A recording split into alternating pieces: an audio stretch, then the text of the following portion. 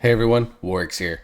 So we are back with Windwalker Guide. Brewmaster Guide is now officially up, so you go check that out if you want to learn about the tank specialization of Monk. I'm adjusting this microphone here.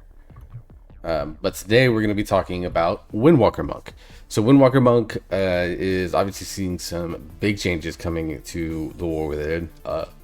My feelings on it have already made clear. They're adding a lot of things that I think are going to make the class or the spec, and already the feedback is feeling a lot better. But in today's video, what we're going to do is we're going to talk about the things that you need to get yourself started with your Windwalker Monk for Season 4. Now, what we're going to do is it's not going to be like a very extensive video because there's not been a ton of changes, at least for things that I think are going to be important for you to note for Mythic Plus or for Season 4 purposes. But we're going to make sure that we touch on all the things that you're going to need in order to get yourself started. All right. So I'm just grabbing a couple of notes here that I made because I forgot to grab these ahead of time, because why not?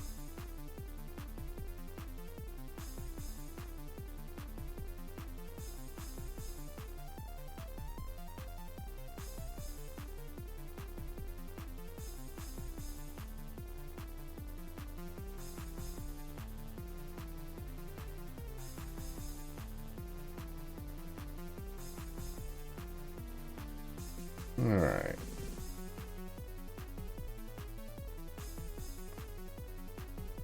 There we go. Apologies for that.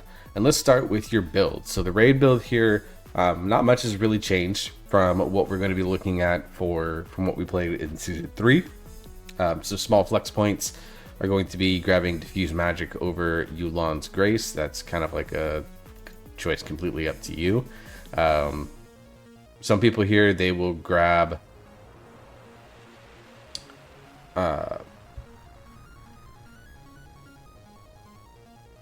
yeah, you can pull a point out of like Eye of the Tiger if you need the kick, Spearhand Strike for any reason. But beyond that, not really a lot's going to change in the class tree from what we've played before. Like I said, some small, do you take Diffuse over Yu'lon's Grace, or do you need a kick on a boss fight? Think like Primal Council. But for the most part, like, your class tree is not changing at all.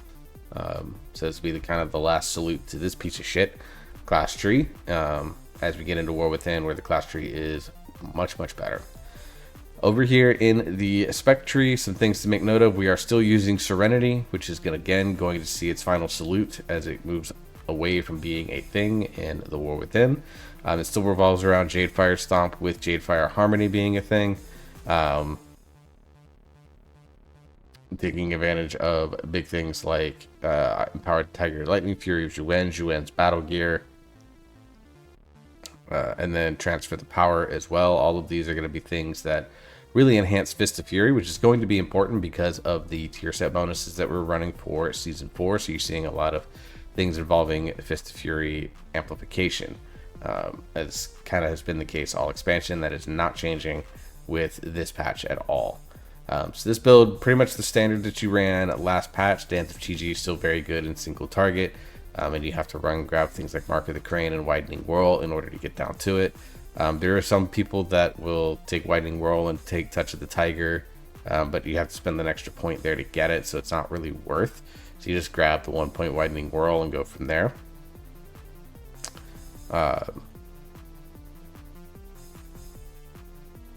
So yeah, not there's these changes with this build. You still grab Invokers just because of the sheer amount of haste that you get. You're basically getting a Bloodlust when you use your Celestial.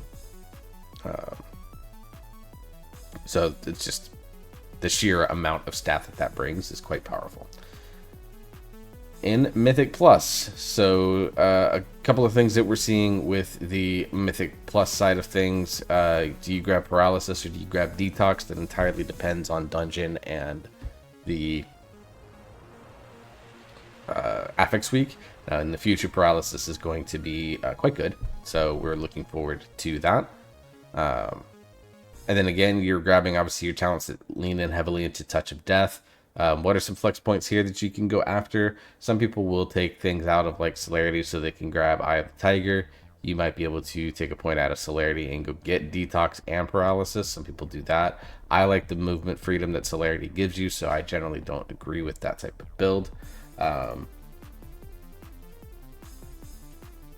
Something else that you're seeing with like heavy AoE builds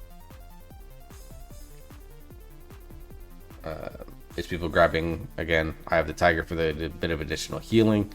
You also will see some people taking points out of celerity to grab expeditious fortification or grabbing iron shell brew. Like, pretty rare, but can be done. Over in the spec tree, obviously you're seeing we pick up a few more things involving Dance of Chi-Ji, Forbidden Technique, Fatal Flying Guillotine. All of these talents going to be on their last salutes for this. Now, some flex talent points that you could potentially grab out of this talent tree. There are some people that will take things like Juen's Bond and go switch it over into Rising Star for a little bit more RSK damage. But the big thing about the big thing about this build is that it's, again, leaning heavily into Fist of Fury setups, and that's because we have the old Vault of the Incarnates tier set that's coming around.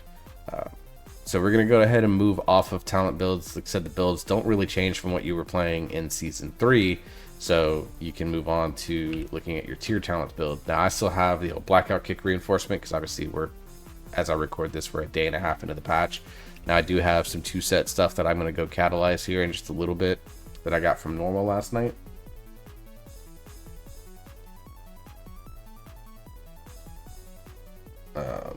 And I'm going to go ahead and basically go do that here in just a little bit, because you want to break your Season 3 4-piece when you get your 2-piece for Season 4. But basically what this is going to do, let me go ahead and get this chest piece marked here so you can see it. So this is going to be Fist of Fury, increasing the damage dealt by your next 2 Rising Sun kicks or spinning crank kicks by 40%. And then a 4-piece, your Fist of Fury now instead enhances your next 3 Rising Sun kicks or spinning crank kicks. An enhanced kick to increase the damage of your next Fist of Fury. So basically it's very passive setup build that just passively increases the Fist of Fury and Rising Sun kick damage that you do. You're not really going to think about it too much. Now, the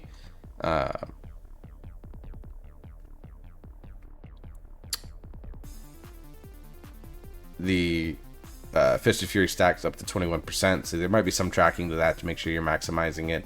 But with Transfer the Power and things like that, you're going to be kind of waiting for the full stack of Fist of Fury to be there with Transfer the Power, and then by then you'll also have the full stack of your tier set. So it's just going to make Fist of Fury a very, very powerful ability to use come time for it to be used. So really just go ahead and take the time to go ahead and just use this basically on cooldown. All right. So the tier set bonus is still very good. Let's talk real quick about your consumables. Not much has changed there on that front. You're still going to be using Corrupting Rage for Raid, Versatility for Mythic Plus. You're still going to grab your Deviled Eggs or a Feast. You're still going to use your Buzzing Rune. Although if you are at the max crit, which I'm basically right there, there's going to be some argument that you want to go grab a Mastery Rune. It might end up being a little bit more beneficial for you. I'll probably grab some tonight just in case. I'll run some sims and see. It's always a good answer, though, if you have those types of questions, is to sim. For your helm, you're still going to use your Incandescent Essence. You're still using, now I use Regenerative Leech because it's used for my Mistweaver set, but generally speaking, if you're only a Windwalker player, Avoidance is going to be the best. Waking Stats for your chest, Avoidance on your wrists, Shadow Belt class for your belt, the Fierce Armor Kit still for your legs, Watcher's Loam or Planesrunner's Breeze, it doesn't matter. I grab Watcher's Loam because it's a little bit more of stamina. And then for your enchants, you want to go Versatility, Crit if you don't have the type of crit that you want, potentially Mastery. Again, you want to sim your character, but most likely you're going to be looking at Verse Enchants, and then Sophic Devotion on your weapon. Now for gems, you're going to want to grab one primary stat plus versatility one. It could be a primary stat versus crit one as well. Again, Sims will tell you. And then you want to grab high verse, low crit gems across the board in any other sockets that you obtain. All right. Now let's talk a little bit about your gear. So obviously you're going to want to grab your Season 4 tier set. If you can pick the pieces that you get them on, just whatever is the 4 highest. Like, they're not any perfect ones. Ideally, chest piece is one you go get because it does have crit verse on it. but you know, you can grab some haste mastery pieces or something like that. Obviously, Windwalker is going to be getting some haste scaling come next expansion, so we'll see how that adjusts things for War Within. But for now, whatever 4 highest item level piece of tier that you can get in terms of which ones to go target. All right, now in terms of specific gear and what you're going to do with your antique bronze bullions. Now, your bullion purchases, your first one is pretty much always going to be, in this case, you're definitely, unless you get it on a drop, you're going to want to go get the Rashok staff, which is skill filter for all specs, which is going to be Jarun. So this is just the best pole arm. It's the best stats that you can get for Windwalker. Has an incredible on-use ability. That is going to be quite powerful as well. It's just going to be the number one thing that you want to go spend your bullions on when you get a chance to get them.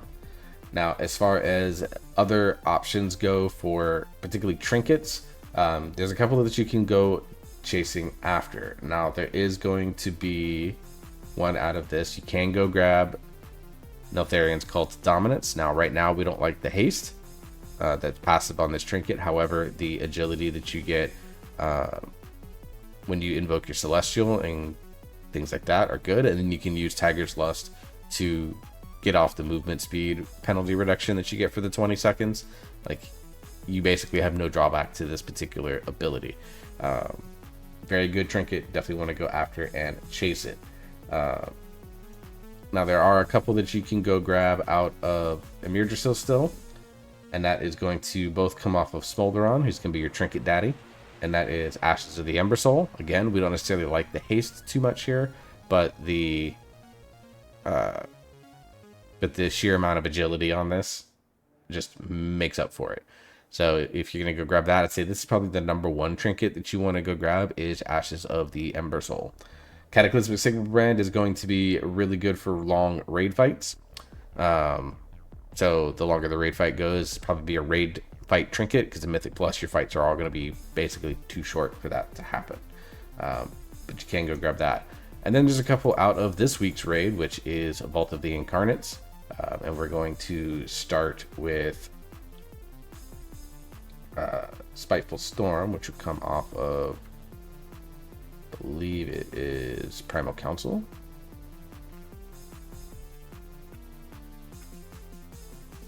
Let me search for it here. I think it's, there we go. Yeah, it's off of Razagath, actually. It's a Spiteful Storm. This is a fantastic single target trinket, not going to be good for AoE, so definitely want to pull this out if you want to grab it for pure single target situations. Ashes of the Ember Soul and the Manic Grief Torch off of Broodkeeper Diurna. I think these are going to be, generally speaking, your two best trinkets that you want to grab, in my opinion. They're just good in single target and they're good in AoE, so I would just go target these if you can get them. In terms of other options to spend your bullion on, there is the Seal of Diurna's Chosen, which is the ring off of Aranog. Now, we don't really care about the fire damage aspect, because right now we don't do any fire damage. If we had the Season 2 tier set, that'd be different, but we don't. We only have the Season 1 tier set bonus.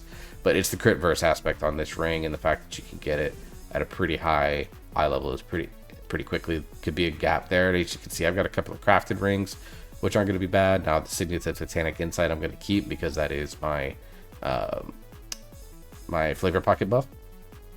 So, go there. And then another good option is going to be from Aberrus off of Scale Commander Sarkareth, and that is Voice of the Silent Star.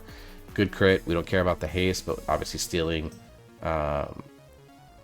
lowest secondary stats for a lot of classes, that's going to be versatility in your party. And so that means that you're going to be able to gain a lot out of this as a result. Now, obviously, you lose out on stamina, which is going to be something that you want to keep an eye on. But it is an option that you can grab. But I think you're going to spend your first one on Jarun, and then after that, it's whichever trinket, either Ember Soul or Grief Torch, that you don't get out of your raid. And then your third one you can either spend on Grief Torch, or you can go get the Diurna's Chosen ring, simply because of the stat weights on it that are very, very good. If you're looking for stuff out of the dungeon pool, there's not a ton of great ones. Iridius Fragment out of Halls of Infusion gives you the a mastery buff and gives you big primary stat. So that one's going to be pretty good. You can usually combine it with cooldowns in order to make sure that it's there. It has a 3-minute cooldown though, so it's doesn't line up super well with things like Zhuan, which has a 2-minute cooldown. So it's not the greatest trinket there. And then the Ruby Whelp Shell out of Ruby Life Pools. The trinkets out of the dungeons this patch or this season, with the being Dragonflight raids, not a lot of them are all that great. So just something to keep in mind there. Rotation hasn't changed a ton if you've been playing a lot of Windwalker already. Tiger Palm is still your main builder because of the fact that it's there. You obviously expel harm. You're going to be using on cooldown because it's 15 energy grants chi. It's very cost efficient when it comes to your energy funnel. And then your priority of spenders is generally going to be Strike of the Windlord because it does a lot of damage. Rising Sun Kick, Blackout Kick, and then Fist of Fury when you have a full stack transfer the power. That's really what it is. It's not that necessarily all that complicated. Cooldowns, you're basically going to use on cooldown. You want to try to combine Statue and Zhuan together. Soon that's no longer going to be a thing. And then in Mythic Plus, you're going to be basically using Storm, Earth, and Fire on cooldown on big packs, and then Serenity you want to use on cooldown. Though Serenity again has a little bit of a weird timing. It's a 1.5 minute cooldown, so it's going to be up anywhere between 15 to 20 seconds sooner than your Zhuan will. So sometimes you can hold your Serenity to go with your... You have to hold your Serenity to go basically with your Zhuan. So if you're in raid scenarios, it's probably best just to hold it with Zhuan and get that going, so you can combine it with Statue and with any trinkets that you might have. So rotation hasn't really changed. You're going to use Tiger Palm and Expel Harm to build it, and then pick your priority on your spenders between Strike of the Windlord, Rising Sun Kick, Blackout Kick, and Fist of Fury, depending on what's available, what's on cooldown. So that's kind of what we're looking at for Windwalker. Again, it's going to be a quick overview video because there's not a lot that you have to do with this spec, this patch, in order to get things going, because most of the most important things haven't changed. It's just your tier set. You're going to be doing a lot more just standard playing your rotation, and then you're going to get this passive damage bonus. Big thing is going to be what to target with your bullions, making sure that your consumables are there, and then also just checking into your rotations and making sure that you're moving forward from there. Now, obviously with the War Within, that's going to bring massive changes to the spec. We're obviously keeping an eye on it. Don't have alpha still yet personally myself, but I've been keeping an eye on the community and the Windwalker community, Peak of Serenity, and those that are playing Windwalker extensively on alpha, and it looks like there's going to be a lot to go over when we go into the War Within. So this is the official season 4 guide. It's a short sweet video, but you better believe we're going to be going back into, I think, what's going to be a much more extensive video set for Monk, because I'm still probably playing it for War Within. And if you remember my old Shadowlands videos, I did like a beginner's guide where we opened up the spellbook and we talked about that. That's probably going to be something I do for Windwalker and for all Monk specs coming in War Within. We're going to go back into doing that at the kickoff of the expansion.